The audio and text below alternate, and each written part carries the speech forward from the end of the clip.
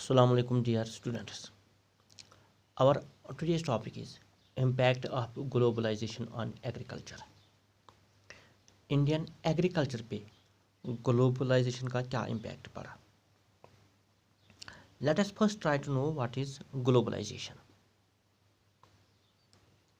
जब हम इसकी इकोनॉमिक डेफिनेशन देखते हैं, that is spreading of business from one country to another country. लेकिन इसके साथ साथ आइडियाज़ का स्प्रेड होना, trade, migration and movement of capital. Globalization aims at integrating our economy with that of the world economy. एक मुल्क की economy को दूसरे मुल्क की इकोनॉमी से जोड़ना. या हम मिसाल के तौर पर इंडिया ट्रेड कर रहा है यूएसए के साथ, यूएसए चाइना के साथ ट्रेड कर रहा है, चाइना ब्रिटेन के साथ, और ब्रिटेन इंडिया के साथ ट्रेड कर रहा है. तो क्या हो रहा है? एक इंटर रिलेशन डेवलप हो रहा है ट्रेड के टर्म्स में. इस प्रोसेस को ग्लोबलाइजेशन कहा जाता है. लेकिन सिर्फ ट्रेड करना ही ग्लोबलाइजेशन नहीं है. इसमें दूसरी प्रोसेसेस भी इंक्लूडेड हैं, जैसे कम्युनिकेशन के थ्रू कंट्रीज एक दूसरे के साथ जुड़े हैं, कल्चर के थ्रू एक दूसरे के साथ ग्लोबलाइज्ड हैं. ये जो एक्सचेंज हो रहा है नॉलेज का, आइडियाज़ का, कल्चर का, इस चीज़ को ग्लोबलाइजेशन कहा गया. इस टॉपिक को समझने के लिए हम ग्लोबलाइजेशन को ट्रेड के पर्पस से देखेंगे. तो ग्लोबलाइजेशन जो है, globalization is not a new phenomena. Globalization नई बात नहीं है, ये पहले से हो रहा है. It was there at the time of colonization.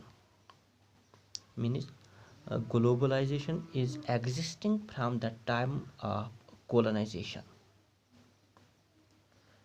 In the 19th century, when European traders came to India, at that time too Indian spices were exported to different countries of the world. 19th century में हम जब देखते हैं, जब Europeans Hindustan आए थे, उस वक्त भी हिंदुस्तान के स्पाइसेस डिफरेंट कंट्रीज में एक्सपोर्ट होते थे. During 19th century spices were exported to Europe. और इवन टुडे स्पाइसेस जो हैं, they are one of the most important items of export from India.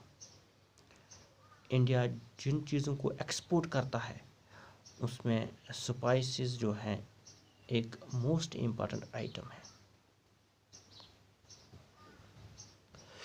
During the British period,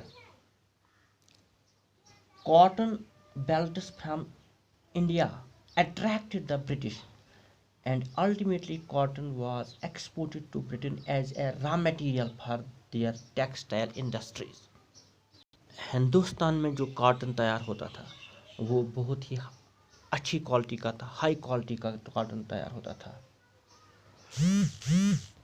and cotton textile industry in Manchester and Liverpool flourished due to availability of good quality of cotton from India. ऐसा नहीं है कि globalisation से हमें फ़ायदा नहीं हुआ है, इससे हमें फ़ायदा हुआ है. हम अपने गुड्स को दूसरे कंट्रीज़ में ले जा सकते हैं, हमें बहुत सारा फॉरेन इनकम हासिल हुआ है. लेकिन ग्लोबलाइजेशन हमारे लिए नेगेटिव कब साबित हुआ, ये हम देखेंगे. Under globalization, particularly after 1990, Indian farmers have been exposed to new challenges. 1990 के बाद हम देखते हैं आफ्टर 1990 में हम देखते हैं इंडियन इकोनॉमी में कुछ रिफॉर्म्स लाई गई। Liberalization, privatization and globalization Indian economy में जो है वो लाई गई। इन चीज़ों को इंट्रोड्यूस किया गया। LPG 1990 में इंडियन इकोनॉमी में रिफॉर्म्स लाई गई। लिबरलाइजेशन, प्राइवेटाइजेशन एंड ग्लोबलाइजेशन, इन चीज़ों को अपनाया गया। और उसके बाद हम देखते हैं जब ये रिफॉर्म्स लाए गए तो इंडियन फार्मर्स को नए चैलेंजेस का सामना करना पड़ा। हिंदुस्तान की इकोनॉमी को ओपन अप किया गया, तो जो हमारे जो फार्मर्स थे उनको कंपटीशन जो है फेस करना पड़ा इंटरनेशनल मार्केट से। अब जो इंटरनेशनल मार्केट में गुड्स हैं वो हिंदुस्तान आने लगे, जिससे कंपटीशन और ज़्यादा बढ़ गया। बट जो इंडियन फार्मर्स जो थे were not able to compete, क्योंकि उनको जिनके साथ compete करना है वो बहुत ही ऊपर हैं, उनके पास टेक्नोलॉजी है, उनके पास हर किस्म की फैसिलिटी अवेलेबल है, और जिन कंट्रीज़ के साथ compete करना है वो बहुत ही डेवलप्ड है। Despite being an important production of rice, cotton, jute, coffee, sugarcane, and spices,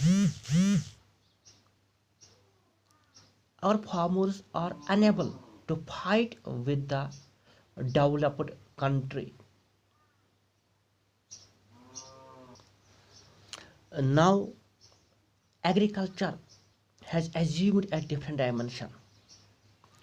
Farmers in Europe and America are highly subsidized by their governments, and thus our farmers are not able to compete with them on prices.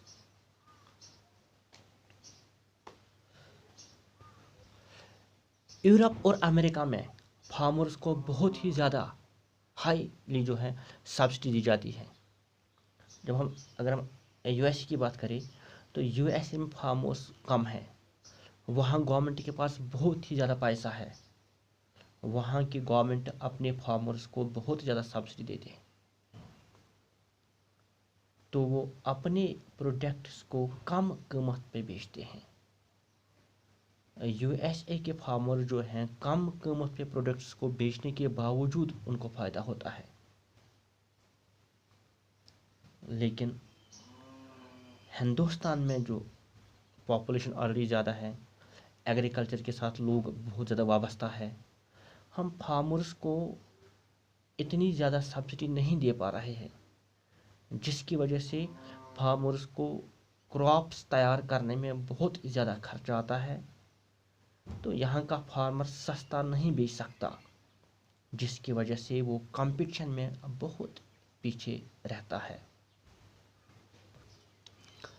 तो ये globalisation का बहुत ही बड़ा impact हमारे agriculture पे पड़ा है, क्योंकि ग्लोबलाइजेशन से वर्ल्ड एक ग्लोबल विलेज बन गया और सारी चीज़ें आपस में फ्रीली मूव हो रही हैं, और इस फ्री मूवमेंट में इंडियन फार्मर्स को बहुत ही ज़्यादा लॉस हो रहा है।